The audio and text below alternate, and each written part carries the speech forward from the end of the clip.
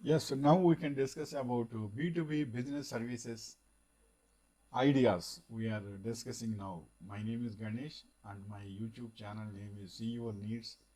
And now we are discussing about one by one on B2B business services one by one. First, we can go through the online bookkeeping.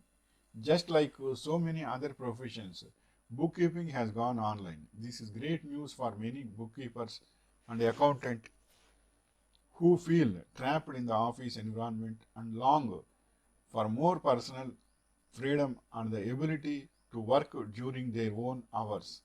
With easy to use accounting software and appointment setting tools available, it has never been easier to set up and manage client accounts. So, online bookkeeping is most important. Online means through computer you are entering the data and keeping information in your records. That is the online bookkeeping. By online bookkeeping, you can understand easily in which date how many bills are processed, how many purchases are did, and how many sales are did.